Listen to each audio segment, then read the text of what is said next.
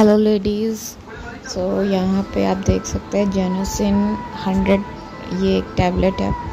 तो ये मेनली जब आपको इन्फेक्शन या बैक्टीरियल इन्फेक्शन आपके प्राइवेट पार्ट में हो जाता है तो लेडीज़ को ज़्यादा होता है और जेंट्स में भी होता है, पर उनको लेडीज़ के अपेक्षा कम होता है।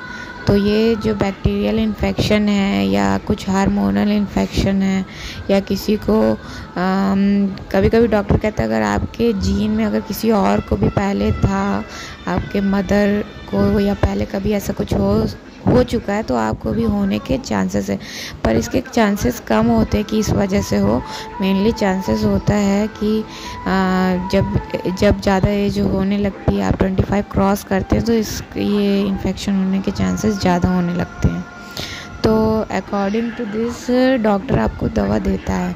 इन्फेक्शन जब कम रहता है तो उस टाइम हमें इतना ज़्यादा पता नहीं होता, तो हम इसका इलाज जल्दी नहीं करवा पाते। और ये डॉक्टर खुद ही कह रहा था कि कोई लेडीज़ इतनी जल्दी इलाज नहीं करवाती है, उसे लगता है ये सब नॉर्मल है या ऐसे ही ठीक हो जाएगा। जेनोसिन ने ये वाली दवा भी इसीलिए दी गई है कि जब हम यूरिन पास आउट करते हैं तो हमें बहुत जलन सी होती है।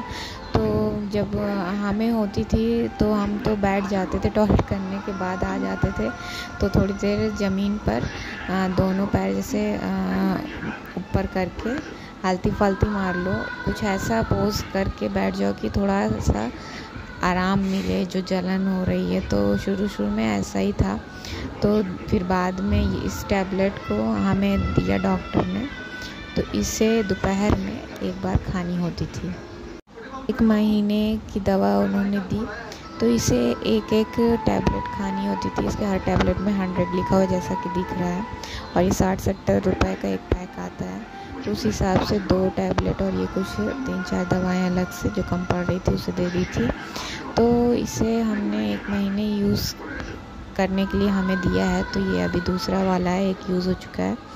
तो इससे आपको दोपहर में लेना होता है खाना खाने के बाद। कोई भी दवा खाली पेट नहीं दी गई है, तो इसे भी हमने यूज़ किया। बहुत बेहतरीन दवा है, आप इस्तेमाल कर सकते हैं।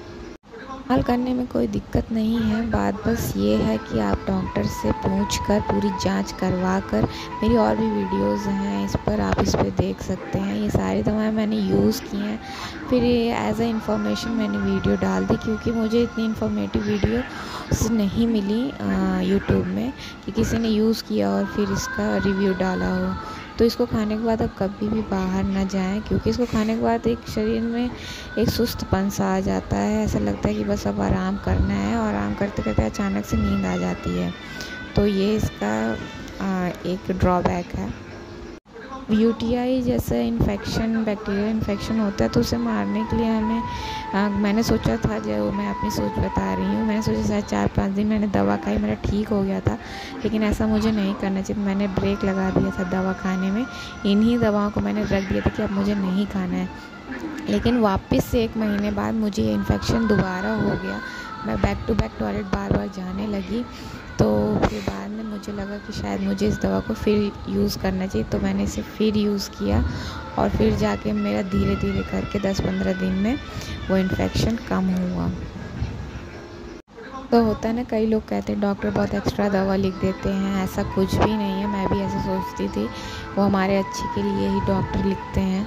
तो मैंने भी यही सोच के दवा बंद कर दी कि मुझे बहुत महंगी दवाएं दे दी गई हैं 2-3 हज़ार की, और मुझे एक्स्ट्रा दवा दे दी गई अपने फ़ायदे के लिए, लेकिन ऐसा नहीं है।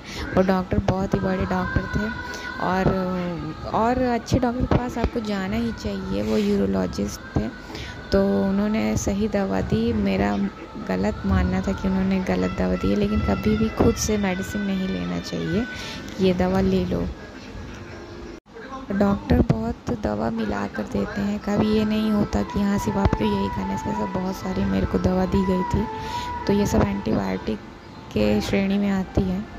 तो अकॉर्डिंग टू दिस आप इसे खाने के बाद थोड़ा रिलैक्स फील करेंगे। तो आप जब भी पास आउट करें यूरिन तो आप वॉश करें, ये मतलब एक रूटीन बना लीजिए कि हम जब भी टॉयलेट जाएंगे तो वॉश कर लेंगे। और हम जब भी आप कुछ भी ऐसा हमें लगता है तो हम क्लीन वाटर बेस्ट है। आप ठंडा पानी बेस्ट है वॉश करने के लिए, और साबुन है, इसको इस्तेमाल कर लीजिए। और कोई एक्स्ट्रा उन्होंने कोई दवा नहीं दी जिससे आप वॉश आउट करें।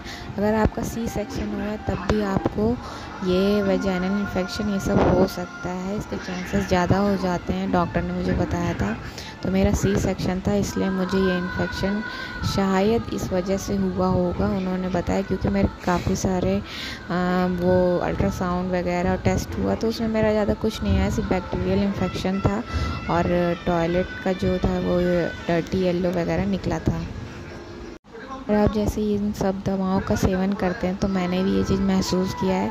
चाय पीने का मन तो सबका होता है, तो जितना हो सके हार्ड चाय ना पिएं, और कॉफ़ी तो मतलब कम से कम ही पिएं। बहुत मन तो करेगा कि ये सब पिएं, लेकिन इसका कम से कम पीने की कोशिश करें, अवॉइड करें। तो ये सब दवाएं तभी जल्दी असर दिखाएंगी। मैं तो कभी पी लेती थी, लेकिन मैं सच बता रही हूँ उसके बाद मुझे काफ़ी मतलब रिग्रेट होता था कि मैंने क्यों पी लिया है। जब आपकी ये सब मेडिसिन चले ना तो ये सब नहीं पीना चाहिए। बाकी आप इसे बेझिझक यूज़ कर सकते, इट्स गुड।